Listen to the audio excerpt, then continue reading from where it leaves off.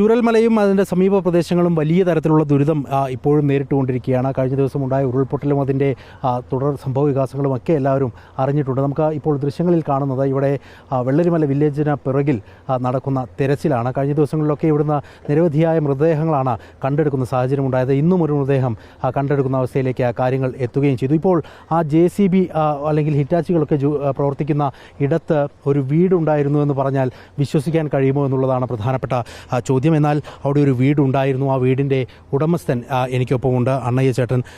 ചേട്ടാ, എവിടെയായിരുന്നു ശരിക്കും ആ വീട്? അതാ സാർ മഞ്ഞ JCB കുറച്ച് ഇപ്പുറത്ത്.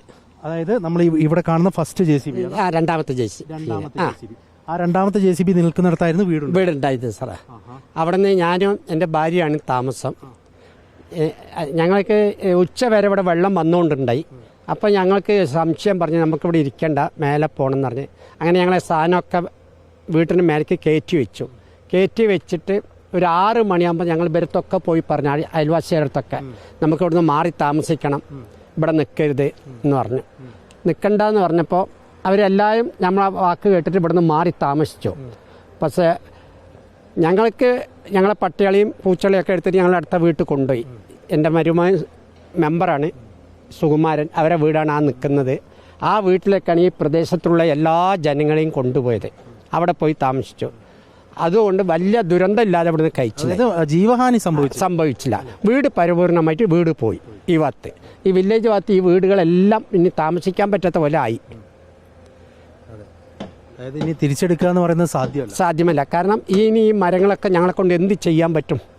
ഇവിടെ ഒരു വീടായിരുന്നു ചേട്ടൻ, ആ നടുക്കാൻ ബാക്കിയൊക്കെ എന്തായിരുന്നു? അവിടെ കാപ്പിത്തോട്ടായിരുന്നു. 2 ഏക്കർ തോട്ടാണ്. 2 ഏക്കർ തോട്ടം നല്ലൊരു തോട്ടമായിരുന്നു. എൻ്റെ മക്കളെ നോക്കുന്ന പോലെ ഈ തോട്ടം നോക്കുമായിരുന്നു.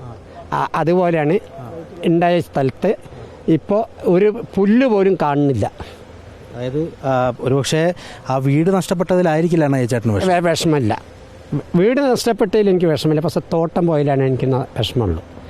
കാരണം അത്രയും നല്ലൊരു തോട്ടാണ് ഞാൻ ഉണ്ടാക്കി കൊടുത്തത്. എസ്റ്റേറ്റ് റിട്ടയർമെൻറ്റായി സൂപ്പർവൈസറായി ജോലി ചെയ്തു. അത് കഴിഞ്ഞ് ഇവിടെ വന്ന് തോട്ടം കുറച്ച് നോക്കി നല്ലൊരു തോട്ടാക്കി കൊണ്ടുവന്ന് ജീവിതത്തിൽ തോട്ടം എന്ന് പറഞ്ഞാൽ തോട്ടം തന്നെയാണ്. നല്ലൊരു കാപ്പി തോട്ടാക്കി കൊണ്ടുവന്ന് നല്ല വരുമാനമായിരുന്നു. പക്ഷേ വീട് നമുക്ക് എന്തെങ്കിലും ചെയ്യുമായിരുന്നു. പക്ഷേ എൻ്റെ തോട്ടം പോയത് എനിക്ക് ഭയങ്കര വിഷമമായി. അതിന് പറയുമ്പോൾ ഈ വില്ലേജിൽ മൊത്തം ഇങ്ങനെ ആയല്ലോ എന്നുള്ളൊരു വിഷമമായി. മൊത്തം ജനങ്ങൾക്കും ഇങ്ങനെയായി. ഞാൻ പെറ്റുവാഴുന്ന നാടാണ് മുണ്ടക്കൈ, പുത്തുമല, ചൂരമല, അട്ടമല, ഇതെല്ലാം ഞാൻ ജോലി ചെയ്ത സ്ഥലമാണ്. ഇപ്പം ചിന്തിക്കാൻ കഴിയും. കണ്ടപ്പോൾ ആകെ കരച്ചിൽ വന്നു പോയി വന്ന് നോക്കിയപ്പോൾ. ഇനി എന്ത് ചെയ്യണം എന്നാണ് ഞങ്ങൾ മുന്നോട്ടുള്ള ആലോചിക്കുകയാണ്. ചേട്ടൻ നേരത്തെ കുഞ്ഞുങ്ങൾക്കൊക്കെ ഭക്ഷണം കൊടുക്കുമ്പോൾ വിതുമ്പുന്നത് ഞാൻ കണ്ടു. കാരണം അത്രയും സ്നേഹമാണ്. എൻ്റെ വീട്ടിൽ സംരക്ഷിക്കുന്ന ആ നായ്ക്കളാണ്. ഈ ഭാഗത്ത് വേറൊരാളും വരില്ല. ആ പട്ടികളുള്ളതുകൊണ്ട് ഈ പ്രദേശം മൊത്തമായിട്ട് ഞങ്ങൾ നോക്കും വൈകുന്നേരം ആയാലേ. അതുകൊണ്ട് ഞങ്ങൾക്ക് ബുദ്ധിമുട്ടുണ്ടായിട്ടില്ലായിരുന്നു. പക്ഷേ ഇനിയിപ്പോൾ വേറൊരു സ്ഥലത്ത് പോയി ജീവിക്കാനും പറ്റാത്ത ഒരു സ്ഥിതിയായി. ഇപ്പോൾ പട്ടികളെ കൊണ്ടുപോകാനും പറ്റുന്നില്ല. ഇവിടെ വന്ന് ഭക്ഷണം കൊടുക്കണം, പോകണം. എത്ര ദൂരത്തു നിന്ന് വന്നിട്ടാണ് ഭക്ഷണം കൊടുത്തത്? ഇപ്പോൾ ഞങ്ങൾ 15 കിലോമീറ്റർ ഇങ്ങോട്ട് വന്നു. 15 കിലോമീറ്റർ പോയിട്ട് ഇന്ന് വന്ന് പോലീസുകാരത്തൊക്കെ പറഞ്ഞ് ഭക്ഷണം കൊടുക്കാൻ പോവുകയാണ്. ഞങ്ങൾ പറഞ്ഞു വിടണം. അവർ വിട്ടൂല എന്ന് പറഞ്ഞ കാര്യം ഇവിടെ പ്രശ്നമുള്ളതുകൊണ്ട് നമ്മളത് അംഗീകരിക്കുന്നുണ്ട്. പക്ഷേ ഇത് കാണിച്ചപ്പോൾ അവരെന്നെ വിട്ടു. ഞങ്ങളിപ്പോൾ എൻ്റെ റെക്കോർഡ് എല്ലാം പോയി. എൻ്റെ റെക്കോർഡ് കിട്ടുമെന്ന് നോക്കാൻ വേണ്ടി മാത്രം വന്നാൽ ഈ സ്ഥലത്തിൻ്റെ മക്കളെ സർട്ടിഫിക്കറ്റൊക്കെ ഒരു ബാഗിലുണ്ട്. ഒരു ബാഗിൻ്റെ അകത്ത് സർട്ടിഫിക്കറ്റ് കിട്ടിയാൽ മതി. അത് നോക്കാൻ വേണ്ടിയിട്ടാണ് വന്നത് അവിടെ. അപ്പോൾ പട്ടികൾക്കും ചോറും കൊടുത്തിട്ട് പോകാം.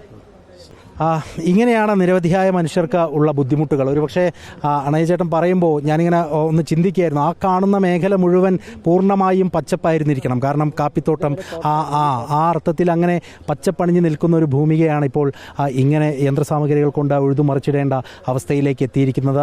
പലരും ജീവൻ നഷ്ടപ്പെട്ട അവസ്ഥയിൽ ആ മൺകൂനയ്ക്കടിയിൽ നിന്ന് അവരെ എടുത്ത് ഉയർത്തേണ്ട സാഹചര്യം വരുന്നത്. അങ്ങനെ ഈ ഒരു മേഖല അക്ഷരാർത്ഥത്തിൽ ഒരു ചൂരൽമല ഒരു മരണമലയായി മാറിയതിൻ്റെ ഏറ്റവും വലിയ ഉദാഹരണമാണ് ഇപ്പോൾ അണയച്ചേട്ടനുമായി സംസാരിക്കുമ്പോൾ നമുക്ക് ഈ ഒരു ഘട്ടത്തിൽ പറയാനും സാധിക്കുന്നത്. വീഡിയോ ജേർണലിസ്റ്റ് വിനുവിനൊപ്പം reporter Deepak Malayamma, in Reporter, Wayanad.